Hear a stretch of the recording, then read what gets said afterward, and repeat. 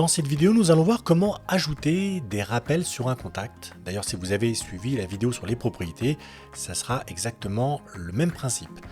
Je vais donc dans mes contacts et je vais choisir un contact, Frédéric Epler.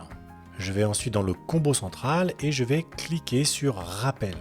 Pour ajouter un rappel, il suffit de cliquer sur ajouter un rappel. Vous allez définir le type de rappel. Par exemple, pensez à téléphoner à une date donnée. Donc, bien sûr, comme il s'agit d'un rappel, vous ne pouvez mettre que des dates qui sont postérieures à la date d'aujourd'hui. Et donc là, je vais me mettre un rappel, par exemple, le 31 mai à 12h15 et j'applique. Là, je vais saisir le commentaire, le pourquoi du rappel. Ça peut être, par exemple, suite à estimation. Donc, je vais partir du principe que c'est une relance téléphonique suite à une estimation. Comme sur ce contact, j'ai une propriété d'associé, Prospénéo va automatiquement me mettre la propriété qui est associée. Si ça n'est pas le cas, vous pouvez le rajouter, vous allez voir l'intérêt. J'ajoute mon rappel. Et donc mon rappel va automatiquement apparaître ici.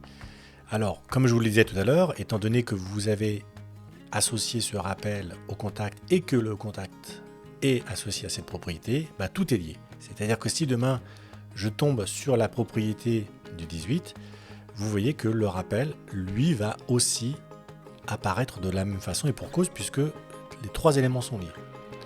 Je reclique sur Frédéric Epler et je reviens donc sur mon rappel. Pour modifier un rappel, il suffit de cliquer sur le petit crayon. Pour supprimer un rappel, je clique sur la poubelle.